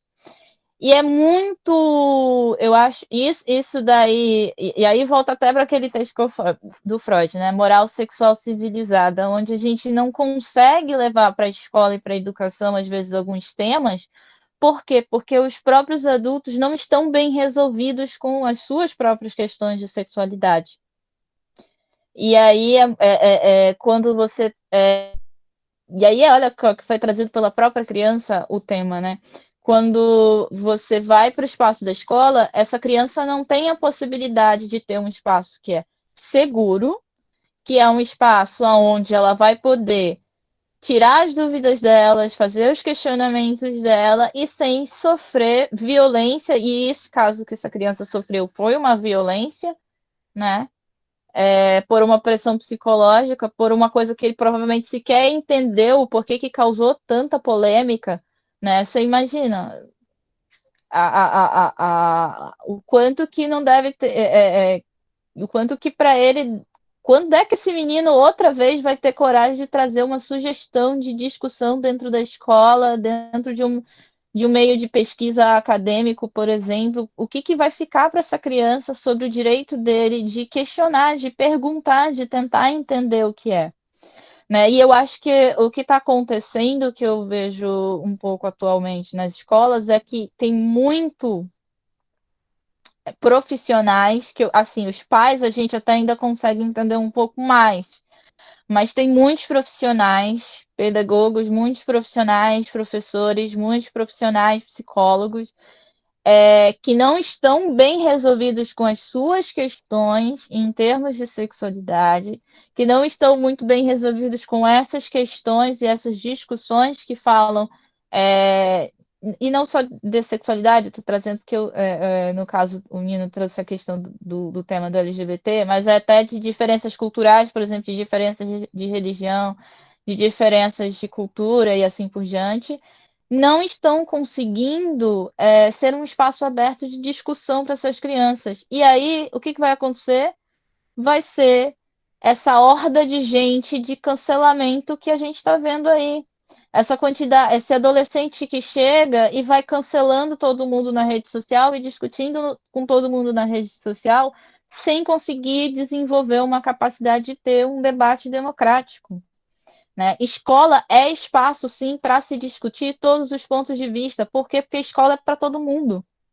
Escola é para criança que tem pai e mãe que é do mesmo sexo, escola é para criança negra, escola é para criança espírita, escola é para criança evangélica, escola é para criança que o pai e mãe não é brasileiro, vem de outro país. Escola é para todo mundo e as crianças precisam ter um espaço onde elas possam discutir o mundo do lado de pessoas que elas possam confiar e não simplesmente ter todas as suas questões respondidas por discurso de ódio dentro da internet. Então, o que eu sinto é que a escola está perdendo o seu papel de ser um espaço de ensinar o debate para a criança, de ser um espaço de ensinar a convivência. A escola sempre foi conservadora, gente, tá? Situação, por exemplo, de LGBTfobia, eu me lembro da minha época de adolescente, da minha época de criança, de eu ter vivenciado e ter visto situações, por exemplo, de racismo dentro da escola. Eu vim de escola particular grande parte da minha vida, então eu sempre tive muito essa visão de que a escola é um espaço extremamente conservador, também é um espaço que ele tenta reproduzir muito mais o status quo, né? Por exemplo, na minha época, quando eu era criança, a gente não ficava sabendo de nenhuma outra religião. A única religião que existia era a religião cristã, era do catolicismo, e ainda se falava da evangélica, porque era ainda um pouco mais próxima, mas jamais se falaria, por exemplo, dentro da minha escola, sobre as religiões de matriz africana, por exemplo. Então, a escola sempre foi muito um espaço conservador. Só que hoje a gente precisa de uma escola que ela seja aberta para para discussão. Por quê? Porque a gente tem um espaço que se chama internet, onde se discute tudo, de qualquer forma, e a gente não tem referência. E aí que acaba acontecendo essa situação de hoje a gente ter grupo de WhatsApp que consegue falar, por exemplo, com discurso anti-vacina e as pessoas acreditam. Por quê? Porque as instituições que eram responsáveis para nos servirem de referência, né, como o que é real e o que não é, o que é fake news e o que não é, eu não consigo acreditar mais. Né? Eu não consigo mais acompanhar. Por quê? Porque elas estão completamente fora da realidade. E aí essas crianças, a gente está tirando dessas crianças a oportunidade delas terem esse espaço de discussão. E aí, voltando, né? O Isaías também trouxe a reação da própria escola e depois trouxe do público LGBT. A gente tem que trazer para discussão, galera. A gente tem que conversar sobre, não é simplesmente chegar na voadeira gritando com todo mundo que a gente vai conseguir mudar o mundo, que a gente vai conseguir fazer com que as pessoas tenham respeito pelas existências alheias, né? E a gente tem que recuperar, na verdade a gente vai ter que remontar, né? Porque, como eu falei, a escola sempre foi um espaço bastante conservador, mas a gente tem que trazer isso da escola ser um espaço seguro para uma criança conseguir debater o mundo, né? E eu espero que eu tenha respondido a pergunta. A escola, no mínimo, precisa ser um espaço seguro para que a gente possa conversar. Aqui na universidade hoje, você, meu amigo, minha amiga, imagina aquela trilha sonora. Tum, tum, tum. Pensa, você, acadêmico dessa universidade, você sabe que até aqui, você velho, não consegue apresentar a sua opinião direito. Então, é um problema que a gente está tendo que superar diariamente. As pessoas, elas estão intolerantes contra a opinião do outro. Está havendo um levante contra a opinião do outro. Isso é inadmissível. E, inclusive, no espaço universitário. O espaço universitário, o espaço acadêmico, que era para ser um espaço de discussão, era para ser um espaço de diálogo, era para ser um espaço de debate, era para ser um espaço de contraponto, principalmente de contraponto, porque é na universidade, como a própria etimologia do termo sugere, um universo de conhecimento. É aqui que você teria que ter a oportunidade de discutir todas as variações possíveis de uma mesma ciência. E nem sempre isso acontece. Mas, posso nem falar muito. Vamos para o chat? No chat, a Jéssica estava comentando desde a abertura do tom, né? A forma como cada um recebe a informação, a experiência que mudam, e aí ela continua, né, a natureza humana, e é por isso que ela entende a música da Elis Regina, que ainda somos os mesmos e vivemos como os nossos pais, e assim a gente acaba reproduzindo, às vezes até de forma inconsciente, alguma coisa. E aí, se tu quiser comentar a fala dela, e aí tu já engata comentando a fala do Matheus. Sexualidade, religião é complicado de se debater na internet. Ele, Matheus, já foi taxado de sojado e desconstruído. Você pode começar e já desenrolar isso com a gente. E você pode colocar suas coisinhas aí no chat ou usar a função da mãozinha, sabe? Tem uma mãozinha bem aqui embaixo, do lado da câmera. Bota a mãozinha aí que você pode falar depois que a Ju terminar de falar sobre esse caso. É interessante essa fala da Elis Regina, porque é realmente isso, a gente se repete muito, a história se repete muito, e nós somos os mesmos e ainda vivemos como os nossos pais, sim. Pode parecer... Nós somos tão conservadores quanto eram os nossos pais, só que a gente está sendo conservador hoje com coisas diferentes, por exemplo. Há 50 anos, uma pessoa... do público LGBT tinha que se esconder na maioria das vezes. Era muito comum que essas pessoas estivessem excluídas de certos espaços sociais e tudo mais. E a gente lembra que a nossa sociedade excluía essas pessoas e era uma sociedade, né, os nossos pais, na época dos nossos pais, bastante conservadora no sentido da vivência das sexualidades em geral, e ao mesmo tempo era a época do sexo, drogas e rock and roll, era a época da Jovem Guarda, era a época de uma contracultura, né? E aí veio toda aquela transformação social e toda aquela transformação cultural. E aí fica sempre essa coisa, né? Eu tenho uma sensação que fica essa dança. Vem esse conservadorismo e vem essa contracultura. Vem esse conservadorismo e essa contracultura. Trazendo, por exemplo, esse tema da questão do grupo LGBT,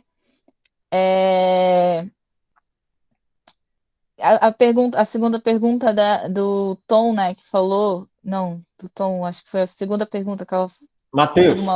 do Matheus, que ele comentou sobre sexualidade e religião, que são duas coisas complexas de se discutir. São complexas porque tudo que você conhece sobre sexualidade, tudo que você conhece sobre religião, foi construído dentro das tuas bases sociais e culturais desde quando você estava lá desde quando você era criança.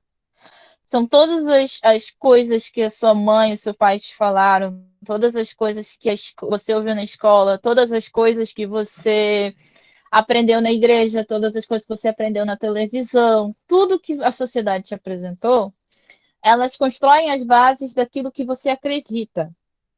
E você não apenas acredita nisso de dizer, isso daqui é verdade. Não, você acredita como aquilo sendo uma realidade para você, que se tirarem aquela crença de você, o seu mundo se desfaz. E a nossa vida, gente, é difícil discutir religião e sexualidade, mas tem que ser discutido. Por quê? Porque a vida ela só se reinventa quando a gente quando a gente quebra essas bases que nos montam. Porque aí, quando você quebra essas bases que montam você, você consegue construir outras possibilidades que vão além daquele discurso engessado do papai e da mamãe, da igreja, do Estado. Por quê? Porque durante a sua vida inteira passaram dizendo para você que o certo era A, e o certo é A, o certo é A, o certo é A. E aí você começa a ir mesmo, e se A não tiver certo? E se de repente B for melhor? E isso é extremamente importante para a gente vivenciar, porque eu vou pegar para vocês um exemplo bem da minha vida, né? Bem mesmo da minha vida. A minha mãe, quando eu era adolescente, foi proibida de praticar esporte, porque esporte não era coisa para mulher, segundo o pai dela. E aí ela não praticou esporte, teve aquela vivência, né? Se casou, teve filhos e tudo mais. E aí, quando já veio para minha geração, né, o meu pai teve o grande sofrimento de quê? De ter que ver a filha dele saindo do país. Olha a diferença de uma mulher que foi proibida de praticar esporte, porque esporte era coisa de homem, para uma mulher que simplesmente saiu do país para morar em um outro país para fazer. Isso daí é uma tremenda de uma mudança dentro daquilo que foi constituído, tanto para mim quanto para minha mãe, do que seria o papel de uma mulher. Se a gente não tivesse, de repente, colocado para discutir coisas espinhosas, se eu não tivesse parado para repensar, será que realmente a religião está certo sobre quando fala de mulher? Será realmente que quando as pessoas falam, a igreja, quando os meus pais, quando a escola fala que as mulheres são assim, será que eles estão realmente certos? Se eu não colocasse isso para discussão, eu não teria construído a minha história. Eu teria sido impedida de vivenciar um sonho como minha mãe tinha sido impedida na adolescência dela. E a gente iria viver o quê? Numa repetição que não muda. E aí, voltando até para aquilo que o Tom tinha falado, tipo, a gente repete as maneiras de funcionamento, mas não quer dizer que nesses processos de repetição a gente não possa conseguir encontrar saídas criativas. Então, discutir religião e sexualidade é muito difícil?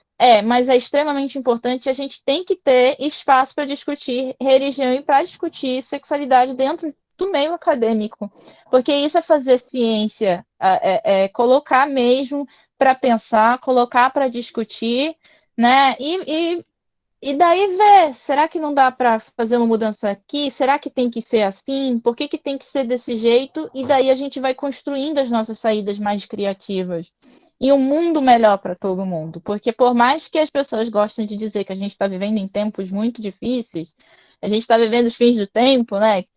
Todo mundo sempre tem um que gosta de dizer que estamos vivendo nos fins do tempo, nós ainda assim estamos vivendo numa época muito melhor para muitos grupos sociais do que 50, 60 anos atrás. Álvaro, isso a gente pode falar, por exemplo, mulheres, Ainda tem muito a se melhorar, por exemplo, obviamente, mas a gente tem muito mais possibilidades hoje também de realização da nossa vida do que tínhamos há muito tempo atrás, em que a gente estava mais engessado com certos modelos de vivência, né? Então a gente tem que trazer discussão e o espaço acadêmico tem que ser espaço sim para discussão de todos os pontos de vista, assim, e você também tem que estar aberto a, de repente, perceber que o seu ponto de vista não pode não estar mesmo correto, que tem vários autores, tem vários livros, tem vários estudiosos e várias pesquisas que estão falando que não, que o que você está falando está incorreto e que a gente pode pensar uma outra possibilidade, sim. E é isso. É isso, vamos lá. E aí continua, a Denise fez um comentário enquanto tu estava falando, na história do sujeito, a percepção dele na vivência, e a Jéssica trouxe uma historinha muito interessante para a gente ver. Tá lá no chat, você que está aí online, por favor, olhe no seu chat que você vai ver a mesma coisa que eu estou lendo agora. Sob forte pressão, sem conseguir falar, a Mary começou a duvidar de si mesma. E aí, abre aspas. No mundo em que cresci, pessoas como padres, freiras, médicos, sempre estavam certos. Você não questionava o que eles diziam. No começo, quando me chamavam de mulher dos infernos, era engraçado, mas depois de um tempo ficou pesado. Quando me neguei a me confessar, proibiram-me de participar da missa que havia na escola toda sexta-feira, eu tinha que esperar do lado de fora. Eu até pensei, que bom que eu não tenho que participar dessa coisa chata, mas foi uma separação. Eu estava sendo separada das minhas amigas, comecei a acreditar neles, que eu era uma pessoa má, que pertencia ao diabo, uma pessoa abandonada por Cristo, uma bruxa. Fecha aspas. Você pode olhar aí no link que foi colocado aí na descrição, lá no chat, e aí a gente pode reforçar tudo aquilo que a Ju ministrou para a gente nesse evento excepcional de hoje. O cancelamento não está vinculado à internet, não está vinculado às redes sociais, não está vinculado à tecnologia, não está vinculado aos tempos modernos. O cancelamento sempre existiu. Podia não estar sistematizado com este nome na literatura conhecida, mas ele sempre existiu. Então, cumpre, e aí estou convocando vocês nesse aspecto, não só como educadores em formação, mas também como sujeitos de formação humana, sujeitos que influenciam a formação de outras pessoas, também trabalharem essa questão, não só junto aos seus alunos, como também junto aos seus pares. Porque você precisa estar com a sua atividade norteada no sentido de promover a boa relação humana de acordo com o que você está pregando. Essa história aí, se a gente for abrir para fazer uma pesquisa com outras pessoas que têm uma faixa etária maior que a nossa, de uma geração anterior à nossa, você vai ver que essa história não é incomum. Essa história é muito mais comum do que a gente pode imaginar. Essa história é muito mais presente do que a gente pode imaginar. Mas eu não vou tirar, não, que o protagonismo é dessa mulher que está aqui em cima. Olha. Comenta aí, Juju, pra gente. Então, foi interessante que você falou, né? Se vocês são educadores. Tem uma coisa dentro da nossa profissão como psicólogo que é mais dentro da visão da psicanálise, gente. Nenhum psicanalista, ele é psicanalista antes dele primeiro passar por um processo de análise. Então, antes de você ser psicólogo, ser psicanalista, você tem que ser um cliente. Você tem que passar por um processo de análise, você tem que se conhecer, você tem que saber de você de uma maneira muito aprofundada, para que você tenha a capacidade de ouvir o outro. Então, a tua impossibilidade de ouvir a voz do outro, de ouvir, por exemplo, sobre uma vivência que é muito diferente da sua, de uma realidade que é muito diferente da sua, ela só vai até onde você é capaz de você conhece a você mesmo. Então, novamente eu vou trazer um pouco um exemplo para mim, mas eu acho que isso é bastante, pode ser bastante contundente dentro dessa discussão que o Isaías está trazendo dentro da vivência acadêmica. É muito importante que a gente saiba ouvir o outro, mas que eu consiga ouvir o outro, eu tenho que tirar os ruídos da minha própria cabeça. Em primeiro lugar, eu tenho que reconhecer o meu próprio lugar dentro da sociedade e eu tenho que reconhecer e entender aquilo que eu fui recebendo ao longo de toda a minha vida. Então, por exemplo, eu sei que eu sou uma mulher branca, eu fui criada dentro de uma de um preceito cristão, eu fui criada dentro da igreja, né, da igreja católica, eu vim de uma classe social média, de uma determinada realidade, então eu fiz o processo de reconhecer os meus privilégios, de reconhecer tudo que eu de reconhecer as minhas vivências, de reconhecer ali as limitações da minha experiência, para que então eu pudesse ser possível que eu pudesse ouvir as experiências do outro.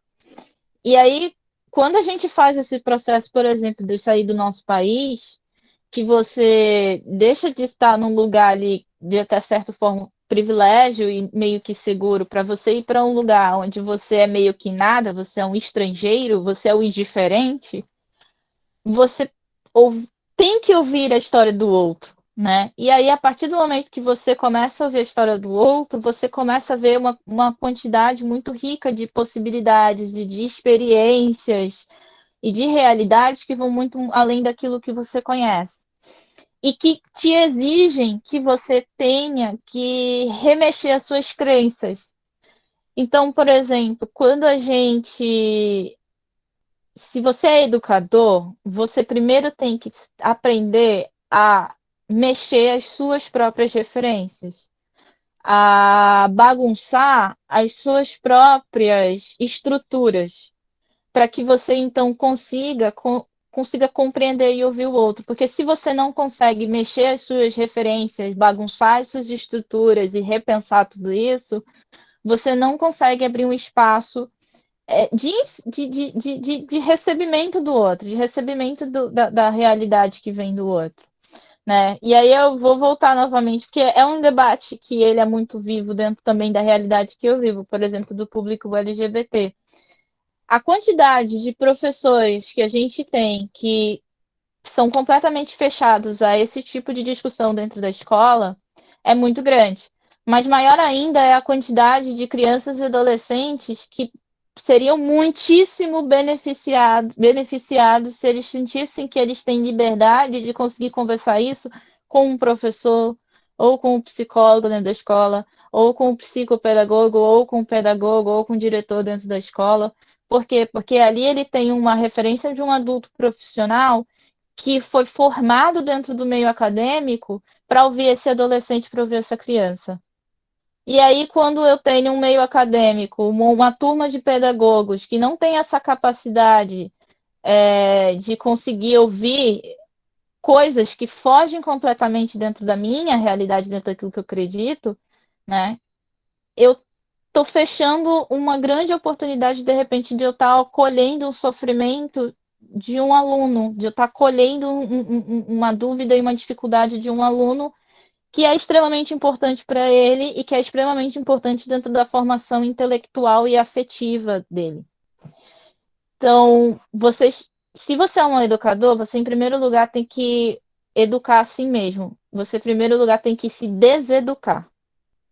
Né? Você, em primeiro lugar, tem que se desmontar, para que então você tenha a capacidade de conseguir ajudar com que outra pessoa que esteja num processo de estar se montando consiga se construir de uma maneira mais saudável e conseguir encontrar em você a segurança e a referência que ela não vai encontrar dentro de um Instagram, né, Isa? Eu concordo. Gênero, número, grau, amplitude, latitude, longitude.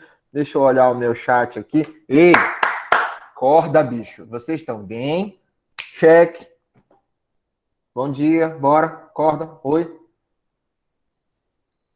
É para vocês responderem, dizer, estou aqui, professor, estou vivo. Acordei. Eu estou viva, tá tudo bem. Ótimo. Eu gosto é assim. Bora, gente. Tom, Cris, Caio, Simone, Denise, Evelyn, Niroide, Stephanie, Keila, Samires. Estamos aqui. Meu Pilar, queria te mostrar uma coisa, tem como aqui? Rosias, Tainá, Simone. Já vou, Tom. Antônio, Elane, Lana, Matheus, Liane, Karina, Aileen, Joyce, Anderson, Gina, Camila, Carol Alfaia, Kelly Mesquita, Jamara, Natália, Suelen, Juliana e Joelson. Deixa eu olhar aqui. Professor? Olha, tá vendo só? Eu não quero fazer igual Tavares, dizer que isso aqui é uma sessão espírita, que só eu estou tocando no mundo dos mortos aí do outro lado do plano. Eu quero dizer que eu estou aqui, junto com vocês, 9h35 da manhã de sexta-feira. Sextou, meu amigo. Vai sextar para Ju antes de sextar para a gente. Então, Exato. assim, eu vou fazer o seguinte. A Kelly falou uma parada no chat. Eu vou passar a palavra para o Tom apresentar o que ele tem que apresentar. Depois a gente vai para a Kelly e aí a gente vê se mais alguém vai encaminhar alguma coisa. E Tom, pode apresentar, não está bloqueado, não. Tá? Não, era pra ti, deixa quieto, era eu te mostrar o estúdio aqui, é por isso que eu tô meio, não tô falando nada, eu tô trabalhando aqui. Aí eu te mostrar. Positanga. Tô Põe na conta trabalho. aí. Manda lá no e-mail. Tá, Manda lá no beleza. e-mail que a gente bota outro link lá. Ju, lá no chat, Kelly Mesquita. Bom dia, Ju, tudo bem? Estou interpretando aqui. O tema sobre cancelamento nos traz muitas questões. Eu penso que, primeiro, as pessoas não deveriam cancelar o outro, pois isso não cabe a nós. Mas, infelizmente, chegou-se a essa cultura do cancelamento. Outro ponto é que educar uma criança nos dias de hoje é um processo muito longo, pois tem que se levar toda essa questão da inclusão social, diversidade, respeito às diferenças. Mas, para isso também, nós, enquanto futuros professores, temos que mudar a nós mesmos. Comentem. Assim, eu acho que criar criança sempre foi difícil, né, gente? Independentemente. Só que os trabalhos eram diferentes, as necessidades eram outras, e também a gente tem que se lembrar que, tipo, quando a gente fala de criar uma criança, que há um tempo atrás poucas crianças tiveram a oportunidade de ser criança.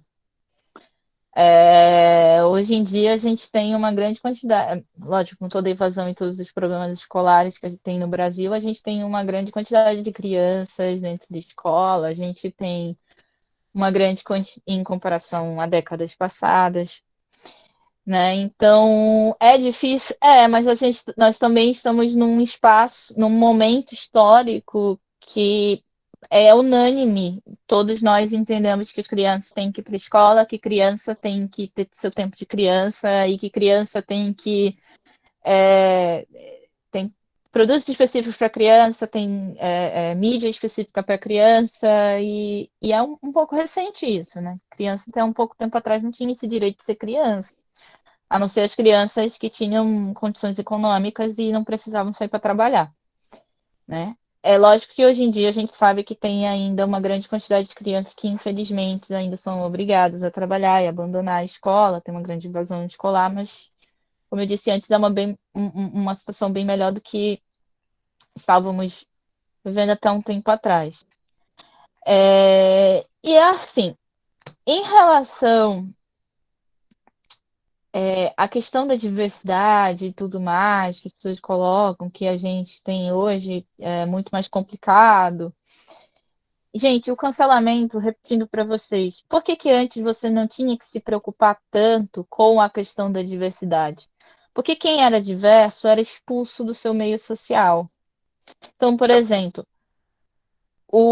se você tivesse um casal, por exemplo, homossexual, dois homens, né, morando juntos, eles eram escondidos, eles eram expulsos do meio social, né? Quem era diverso era expulso do meio social. Era muito difícil você encontrar uma criança negra. Hoje em dia ainda é difícil, mas antes era mais ainda difícil você encontrar uma criança negra dentro de uma escola particular. Era difícil, por exemplo, mais tempo atrás ainda, vamos mais para o passado ainda, mulher separada, né? Teve uma época que ainda não tinha nenhuma separação, tinha o desquite, não, nem chegue perto de mulher desquitada, né? Mulher desquitada não presta. Sempre teve exclusão. Acontece que você não achava que tinha exclusão porque você não fazia parte dos excluídos. Então você não era. E aí te dava uma ideia de que o mundo era muito igual, de que todo mundo era cristão, te dava a ideia de que todo mundo era hétero, te dava a ideia de que todo mundo era para casar e ter filho, te dava a ideia de que todo mundo era de um jeito B, de um jeito A, e se vestia assim, se vestia assado. E aí você acreditava que aquilo era o mundo. Porque estava todo mundo que fugia daquilo, era o excluído, era o estranho, era a bruxa. As bruxas eram queimadas nas fogueiras. Quem era estranho era mal visto e era excluído. Muitos do grupo de LGBT eram jogados para situações de violência de violência sexual e de prostituição, e aí você não via, né? E o que está acontecendo agora? Isso que vocês falam, é muito difícil criar uma criança no mundo igualitário, nesse mundo, porque tem muita gente reclamando direito. Sim, tem muita gente que está reclamando direito de não ser mais maltratado, né? Por exemplo, os transexuais estão reclamando o direito de não serem maltratados. E estão reclamando o direito de que crianças transexuais também não sejam maltratadas.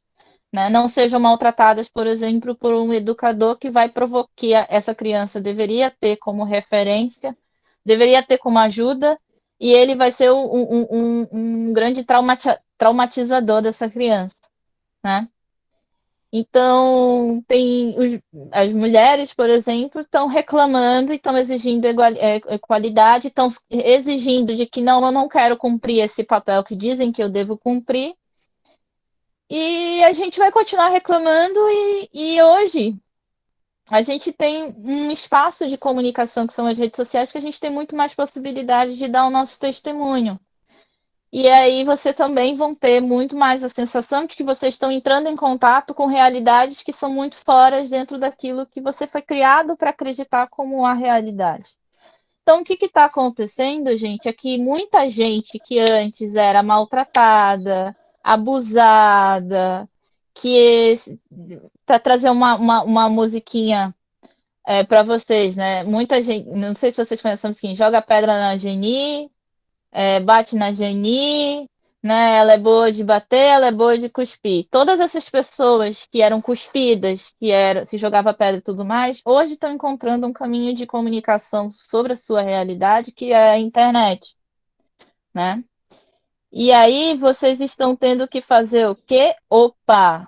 Talvez aquilo que eu achava que estava certo durante a minha vida inteira, na verdade, seja uma concepção muito cruel e que provoque muita dor a outras pessoas. E aí eu tenho que fazer o processo de me repensar. Mas também, para que eu faça esse processo de me repensar, eu também tenho que me lidar com a culpa de que eu participei daquele pacto social. Por exemplo, o branco tem que lidar com a culpa de ele ter participado do pacto social pelo racismo. Mas não era a minha intenção. Beleza, mas a gente fez parte desse pacto social e a gente tem que se pensar. Né? Então, o que está acontecendo é isso. Vocês estão sendo incomodados porque quem era antes maltratado e ficava calado agora está falando. Né? E a gente está tendo que escutar toda essa dor e esse sofrimento aí e está tendo que encontrar um jeito de lidar com isso. Né, Isa? Oh, yes, voltei. Enquanto você está falando aí, o tempo todo eu estou botando as coisas no chat aqui para eles acompanharem. Eu estou vendo aqui. Achei a íntegra do livro do Freud lá em cima. Você estava comentando sobre o canal da Maria Homem do Christian Dunker, já está. Tem um livro que eu queria indicar para vocês, que ele fala exatamente... Ele não fala sobre cultura do cancelamento, ele vai falar sobre a pandemia, que é A Arte da Quarentena para Principiantes, que é do Christian Dunker. Não sei se tá dando para ver aí, né? A Arte da Quarentena para Principiantes. A galera que é bolsonarista talvez não vai gostar do livro, mas ele tem umas ideias interessantes e ele fala muitas das coisas que eu estou discutindo aqui com vocês, ele traz essa discussão pensando muito sobre a pandemia, a Covid e assim por diante. Fazia muito tempo que a gente não se falava. A ideia de a gente compartilhar citações foi com que a gente foi afinando o discurso até chegar nesse evento. Exato. Então, o compartilhamento de leitura, gente, é essencial. Poste o trecho do livro que você está lendo nos stories, que funciona para você conseguir achar pessoas que... E aí você volta a estabelecer uma nova relação, um novo contexto. Nós estamos estabelecendo relações o tempo todo. Nós estamos enfraquecendo relações pela distância, nós estamos enfraquecendo relações pelo isolamento. Então, a cada novo elemento que é inserido, você dá uma oxigenação na relação interpessoal e intrapessoal. Então, busquem sempre novos elementos para dar uma sacudidela na vida de vocês. Deixa eu ver aqui. Aí Ih, opa. Acho É que ele momentâneo. acho Calma. que ele perdeu.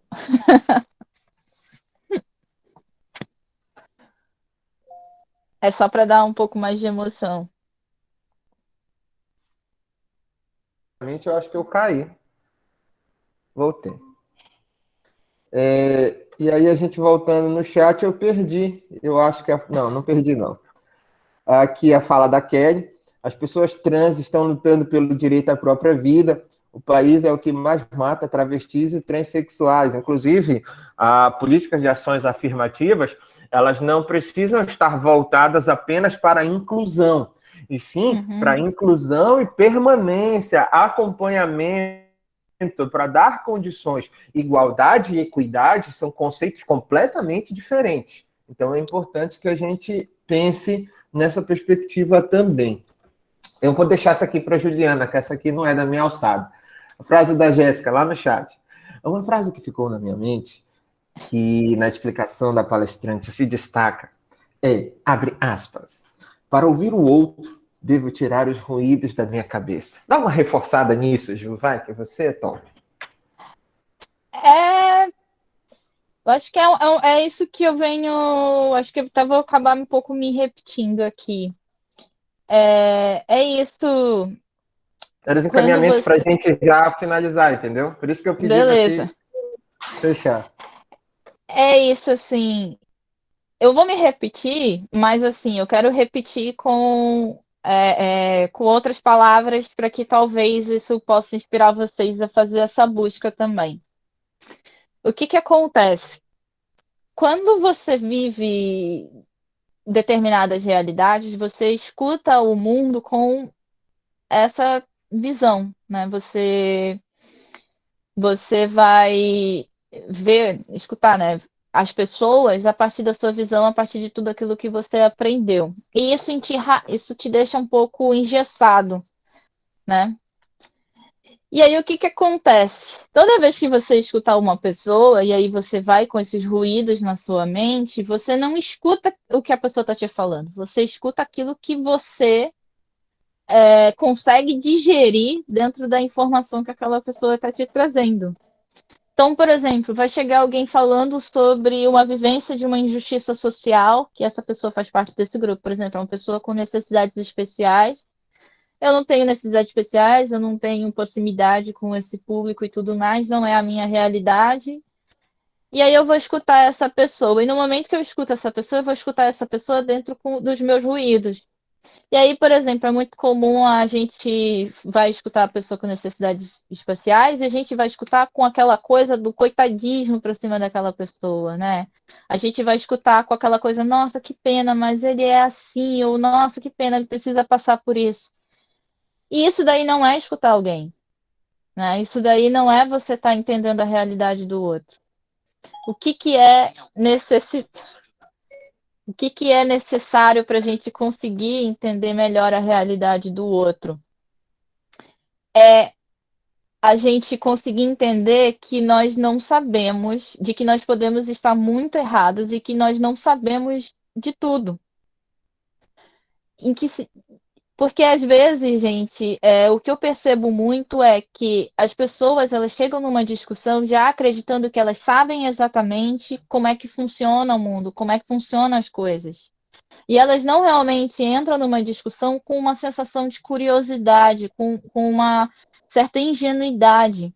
Então, por exemplo, quando você vai chegar e vai questionar uma pessoa sobre a experiência dela, você tem que chegar com ela com uma ingenuidade que você não sabe nada. Entendeu? Você tem que chegar com uma ingenuidade de que você, mesmo sendo pedagogo, que você, mesmo sendo um profissional, de que você não sabe nada. Porque aí você dá a possibilidade para a sua própria mente dela conseguir entender aquela pessoa de uma outra forma.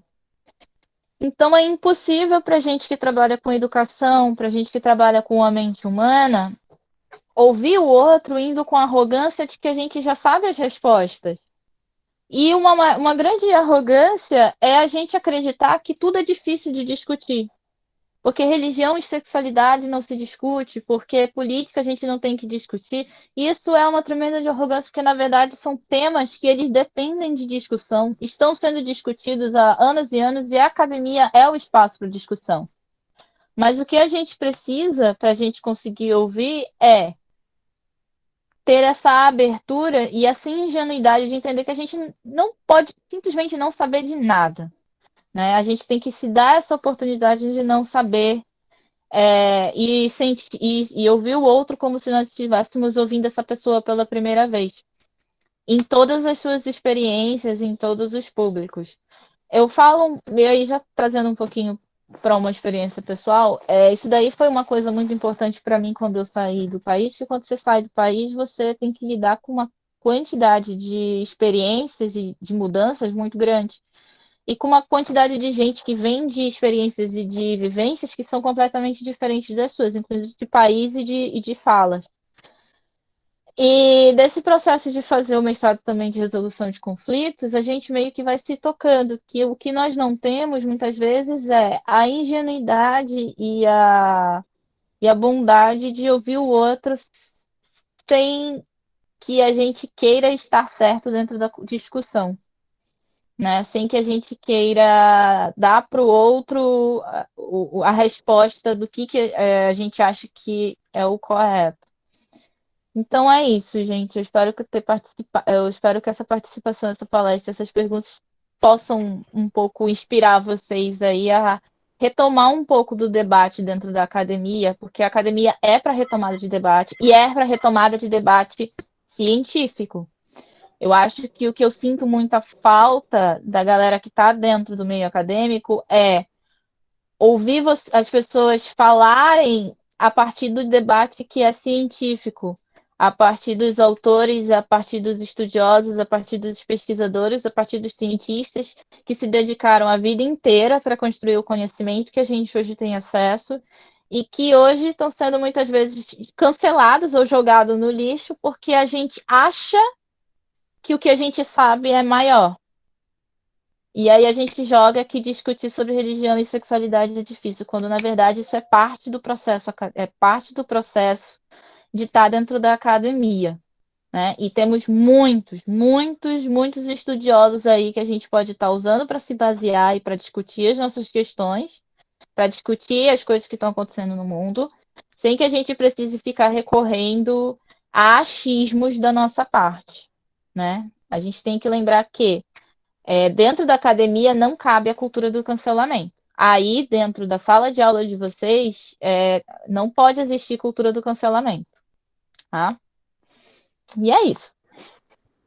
Então, senhoras e senhores, 9h53. Eu vou ouvir o que vocês acabaram de escrever aqui no chat. E já pensem logo que vocês vão pesquisar sobre isso, que semana que vem a gente vai começar, tá? A Leda falou sobre o capacitismo, aí depois a Simone sobre alteridade, e aí a gente pega com a Keila com superioridade, e aí a gente vê a Kelly falando sobre terminologias inadequadas. Gostaria de informar a vossas excelências que este evento maravilhoso, conduzido pela Juliana, a inauguração da nossa unidade 2, Mídia, Tecnologia e Ideologia, cujos tópicos já estão aí no chat, os mesmos tópicos que eu apresentei no plano de ensino. Ai, Matheus, tu me dá-lhe um tapa na cara com esse comentário, mas vamos pensar. Vai, Juliana, eu já ia encaminhar para o encerramento, mas eu vou... Tá, eu acho um último comentário. Então, Matheus... Tu não concorda que esse merece? Assim, Matheus, voltando, aí vai contra o que eu tô falando. Porque o que acontece? Homofóbicos e racistas. Mesmo homofóbico, mesmo racista, ele fala sobre uma estrutura de sociedade e a gente dentro da academia tem que ouvir para poder a gente entender que estrutura é essa. Eu não tenho como saber como é que eu posso combater a homofobia ou combater o racismo sem antes ouvir o racista e o homofóbico e tentar entender como é que como é que está sendo construída essa estrutura, porque até no momento que a gente para escutar eles, a gente pode descobrir ali dentro das falas deles e do que eles trazem, como é que está sendo construída essas estruturas na qual ele está se baseando. E a academia, ela é justamente o lugar que a gente tem para falar disso, né? É justamente o espaço que a gente tem para conseguir trabalhar o racismo e a homofobia de uma maneira que a gente possa sair disso. Gente, a gente tem que tratar o mundo com curiosidade. Tudo é motivo para pesquisa, tudo é motivo para investigação, né? Ah, mas é um comentário racista. Mas o que isso quer dizer? De onde é que isso vem? O que isso significa? A gente está para pesquisar. A gente está para ter curiosidade pelo mundo. A gente está aqui para entender o mundo. E aí, voltando para uma outra questão também, é uma forma da gente encarar esse desamparo, essa angústia, essa tristeza da pandemia. A pesquisa científica, a discussão, o debate são formas da gente encontrar para lidar com todas essas questões que a gente está tendo que lidar durante a pandemia. A academia é uma maneira de salvar um pouco a nossa saúde mental também, né? Por isso que você é uma maravilhosa. Mateuzinho, deixa eu te falar uma coisa. É assim, mesmo que racistas não passarão, homofóbicos não passarão, a gente precisa entender que estes elementos fazem parte da nossa realidade e existe toda uma trajetória histórica para eles chegarem a esse discurso. O discurso, ele é só o final de um processo. Então, a gente precisa ter curiosidade de indagar quais foram os caminhos que levaram esta pessoa a chegar na consolidação desse discurso e a gente trabalhar na desconstrução. Veja, eu sou um fã de Harry Potter, do universo mágico de Hogwarts, e lá a gente fala sobre um centro que é muito interessante, é citado em alguns livros apenas. Lá em Prisioneiro de Azkaban apareceu a primeira vez, que é o Centro St. Brutus para Meninos Irrecuperáveis. E esse centro, ele era uma instituição para que internação que eles consideravam os adolescentes mentalmente subnormais e violentos. Quando você faz uma taxação de mentalmente subnormal e violento, você já está condenando aquilo daquela forma. E naquele universo, era sempre trabalhado com o uso da vara, com o uso da força, com o uso da violência. E se a gente for partir do combate a esses elementos racistas, esses elementos homofóbicos, utilizando as mesmas armas que eles utilizam contra a gente, não é o que a gente vai fazer para resolver o problema, é o que eles querem. Eles querem esse embate dilacerado, eles querem esse confronto direto, porque isso vai dar visibilidade à causa deles, e não ao nosso trabalho na desconstrução da ideia errada que eles estão pregando, incompatível com o nosso momento histórico. E aí, seguindo na discussão lá dentro, o Matheus Henrique, quem pensa assim não quer debater, eu entendi que era debater, mas eu vou só colocar no gênero, que acabou que eu me enrolei também. Quem pensa assim não quer debater, quem pensa assim só quer ir para o embate, só quer ir para a porrada. E isso é incompatível com o que a gente prega aqui na academia. Uhum. A mesma coisa que a Jéssica colocou aí, o caso das buscas pelo Lázaro, fanatismo, mas aí você não pode, e aí é uma coisa que a gente acabou de falar, o Lázaro pode ter outros indícios que ainda não é capaz da gente fazer uma análise mais precisa, porque o caso ainda está em andamento. É a mesma coisa que a Juliana falou na palestra dela. A gente não pode avaliar o que a pandemia causou para a humanidade ainda, porque a pandemia ainda está em andamento, não tem como a gente ter essa resposta definitiva. Mas nós estamos acompanhando o caso do Lázaro com bastante atenção.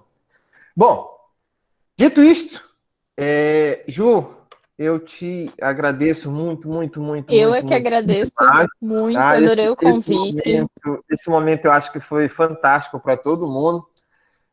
Eu queria fazer uma foto, consigo fazer uma foto bem bonita, abrirem as câmeras. Ih, ele saiu de novo. Para que a gente Voltou. possa fazer uma foto bem bonita do evento, tá? Então, por Beleza. gentileza, isso é uma ordem para agora, tá? Oi, abram câmeras, microfones, deixa eu olhar para a cara de vocês, tá? E aí vocês já podem ir agradecendo a Juliana no chat, que a gente vai fazer. Olha, estou vendo a Cris, estou vendo o Tom, a Ciara, a Karina, Samiri, está abrindo, tá abrindo. Joyce, deixa eu ver a Sueli. Favorável. Está sempre favorável. Sueli. Bora, gente. Senão, o sorriso, olha aqui o sorriso. O sorriso cansa, gata. Vamos, olha o Anderson, babado. Bora, Camila, bora, Carol, Kelly, Janara, Simone, Abril, Simone, Tainá, Rosias, Keila, Stephanie, Gina, Bianca, Matheus, Joelson, Keila. Nossa do céu, chama um por um. Chamo, eles sabem que eu sou terrível. Antônio Marcos, Elaine, Lana, Suelen, Juliana, Caio. Vamos lá, sorrisos, sorrisos. Lindos. Bora, gente. Aqui, ó. Olha o rosto, olha. Carão, vai. Carão da gata. Cadê? Evelyn, bora. Sorriso. Jaciara, sorriso. Leda, eu sei, Leda, que tu tá aí. Sorriso, Leda, tô te vendo, Leda. Juliana, enquadra a tua cara, Juliana. Matheus, olha pra câmera. Avisa. Olha, vocês estão conversando aqui, eu já tô batendo várias enquanto eu tô cobrando que vocês mostrem um sorriso. Bora. Sorrisão. Vamos, gente.